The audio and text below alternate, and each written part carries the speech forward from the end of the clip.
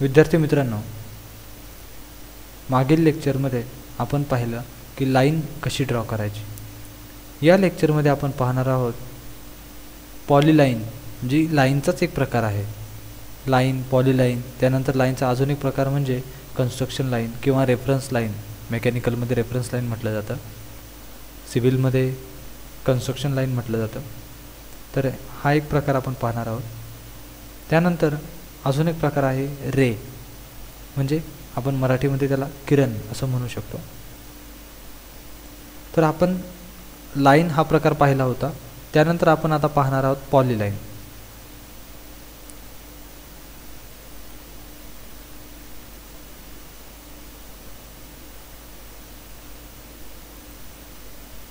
सुरुवातीचा point location मी दिलेलं आहे.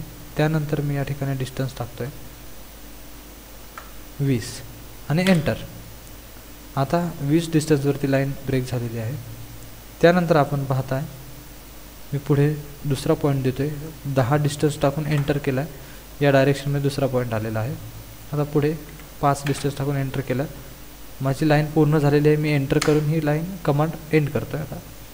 आता तुम्ही पाहाल की मी जेव्हा ही लाईन सिलेक्ट करतोय त्यावेळेस तुमच्या एक गोष्ट लक्षात येईल की संपूर्ण लाईन सिलेक्ट झालेली आहे.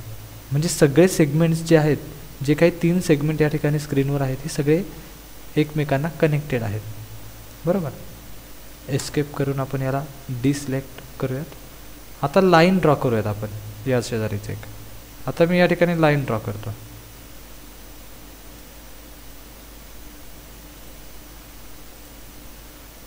आता इथपर्यंत ही कमांड एंड झालेली आहे आणि एंटर करून कमांडमधून बाहेर आलो. आता तुम्ही पाहाल मी जर पॉलीलाईन सिलेक्ट केली तर ती संपूर्ण सिलेक्ट होते.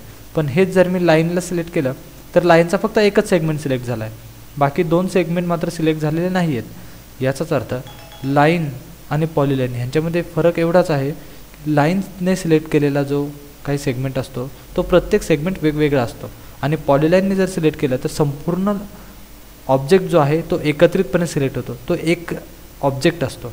तसं लाईनचं नसतं. लाईनमध्ये प्रत्येक सेगमेंट वेगवेगळा असतो. यानंतर पुढचा प्रकार आपण पाहणार आहोत तो म्हणजे कन्स्ट्रक्शन लाईन. या ठिकाणी आहे कन्स्ट्रक्शन लाईन. कन्स्ट्रक्शन लाईन किंवा रेफरन्स लाईन किंवा एक्स लाईन असे याची नावे आहेत. आता ही लाईन आहे. तुम्ही पाहताय मी या ठिकाणी 4 लाईन ड्रॉ केलेल्या आहेत. सुरुवात जिथून केली होती तिथून ॲज अ सेंटर बाकीच्या 3 लाईन ड्रॉ झालेल्या आहेत. ही लाईन इनफायनाईट असते, म्हणजे रेफरन्ससाठी. आपलं काम झाल्यानंतर ही लाईन आपण या ठिकाणाहून डिलीट करू शकतो. म्हणजेच ह्या लाईनवरती मी दुसरी लाईन ड्रॉ करू शकतो याप्रमाणे रेफरन्सला. नंतर या बाकीच्या सर्व लाईन्स मी सिलेक्ट करून डिलीट करू शकतो माझं काम झाल्याच्या नंतर याप्रमाणे. म्हणजे एक प्रकारची रेफरन्स लाईन किंवा कन्स्ट्रक्शन लाईन आपण त्याला म्हणू शकतो. त्यानंतर कन्स्ट्रक्शन लाईनचा अजून एक उपयोग म्हणजे ती फक्त रेफरन्ससाठी असते. कन्स्ट्रक्शन साईट किंवा मेकॅनिकलमध्ये पाहायला गेलं तर रेफरन्ससाठी फक्त ती लाईन वापरली जाते. बाकी त्या लाईनला मेजरमेंट वगैरे आपल्याला काहीही देण्याची गरज नसते. त्यानंतर पुढे आहे रे, म्हणजे किरण. हा रे कसा ड्रॉ करायचा आता पण हे आपण पाहूयात.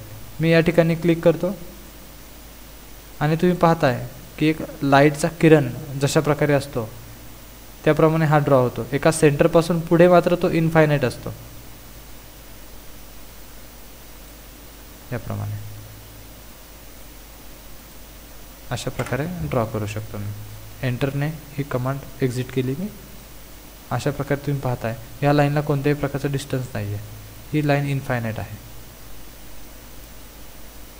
तर आज आपण अशा प्रकारे लाईनचे प्रकार आणि ते कसे ड्रॉ करायचे हे या लेक्चरमध्ये आपण शिकलेलो आहोत.